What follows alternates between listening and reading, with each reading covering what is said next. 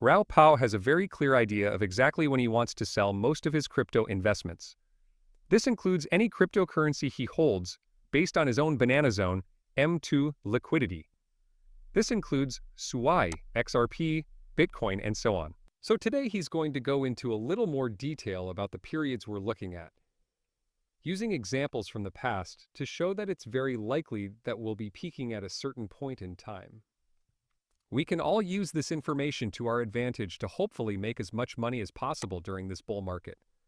After all of that, let's hear what Raoul Pal has to say. In most crypto markets, the banana zone is the last year to year and a half before prices start to go up. And I told you in September that the big run-up at the end of the year would be the start of the banana zone. Afterwards, there was consolidation, which was caused by the fact that funding tightened last quarter. In the fourth quarter of 2024, it does that every time. After the first rise, everyone says, well, we can't have nice things. The market gets better. It seems like it will never happen. It won't happen ever. After that, money has to come in to roll over the bill.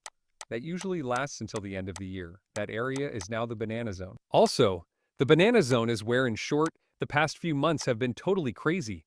We've had our ups and downs, but we are very close to what Raoul Pal calls the last phase in the banana zone. This phase will be the most explosive of all of them. From what Raoul Pal said, that was the first run in the banana zone back in September. There are three main waves that it goes through. Most of the time, the all-time highs are found in the last part. Keeping this in mind, if this next pump does happen, there's no real limit to how high XRP could go. However, I think it's in all of our best interests to get a sense of the timing so that we can really take advantage of this.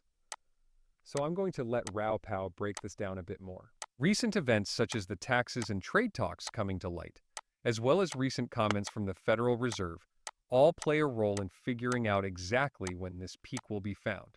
So click the like button. Let's watch the rest of the video now if you haven't already. We know the answer is printing money, and in crypto, making money means that the number goes up. More people adopt when the number goes up.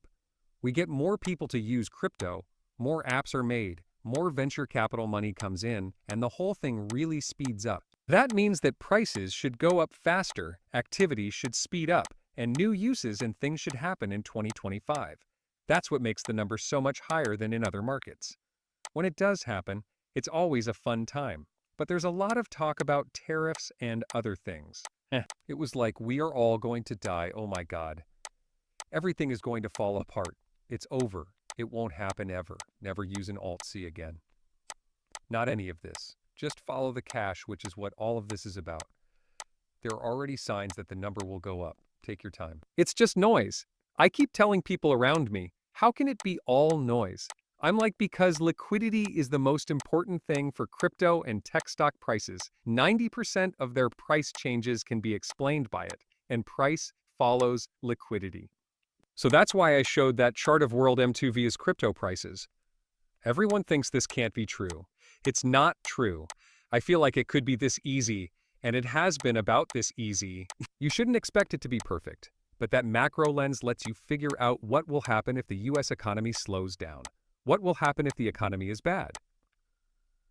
For more money, the Fed cut rates.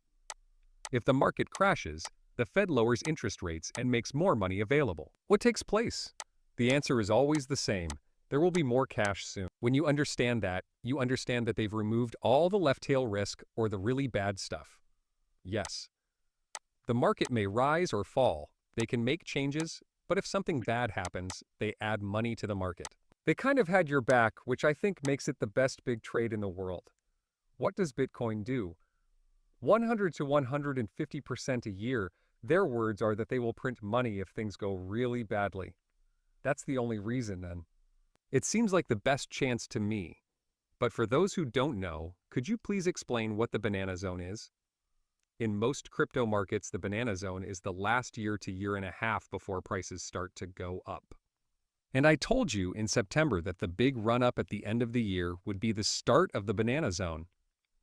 Afterwards, there was consolidation, which was caused by the fact that funding tightened last quarter. In the fourth quarter of 2024, it does that every time. After the first rise, everyone says, well, we can't have nice things. The market gets better. It seems like it will never happen. It won't happen ever. After that, money has to come in to roll over the bill. That usually lasts until the end of the year. That area is now the banana zone. Alt season also takes place in the banana zone. In general, you can throw a shot at any cryptocurrency price and it will go up, which makes us all feel like big brains. That's where the bananas are. Because you don't have to be the best at allocating assets or picking the best ones. The banana zone is where things get really silly. This makes things easy for everyone. Things tend to get better. That doesn't mean everything goes up, but most of the big gains happen in the banana zone. All shopping gets caught up in it.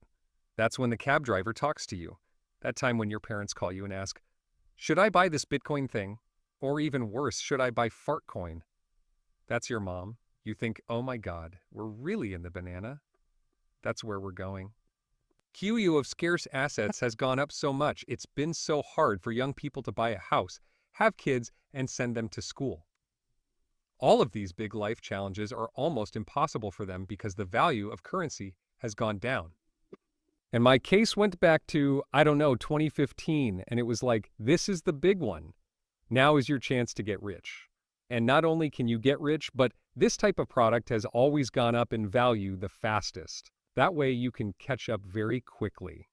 This will level the playing field for millions of people. All you have to do is start the trip on it. That's what I think. In 10 years, it will have grown from a $3 trillion asset class to a $100 trillion one. That's only 3% of the way there. To put it another way, that means $97 trillion will be made. A lot of people are going to make a lot of money. It's not like bankers or tech billionaires. Just so you know, Binance has 260 million users. You could now help 260 million people make changes in their lives. All over the world, there are 500 million crypto accounts. You can change the lives of 500 million people. Talk to CZs or anyone else, and they'll say we won't have a billion people, just 2 billion. That's a quarter of the world if you can change the lives of 2 billion people. That's why this is such a big deal. It's also a big deal because it means people can get dollars. When our CZ talked about stablecoins, I was like, well, what about stablecoins? He said. I didn't think they would be that big. He didn't know, and neither did most of us, how eager people are to borrow our dollars. Yes, in the past, you had to be able to get to a big bank to get dollars. You could get small amounts of dollars, but most people couldn't save them. And there was someone in Southeast Asia who couldn't get dollars. Now all of a sudden, they can get it right away on their financial app and send it to someone else. English pounds. That's a huge change for everyone. Okay, something very important is taking place that has changed the lives of many people. Also, I think this is something that most people in the crypto space, especially those in more developed countries, don't think about. There is a lot of stability in cryptocurrency for people in developing countries who don't have access to any other stable cash. And you know there are many cases in South America, Africa, and even some poor Southeast Asian countries.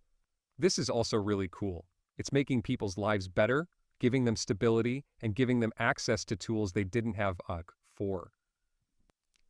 It gives them the power to change their financial future without having to depend on banks, which don't really have their best interests at heart.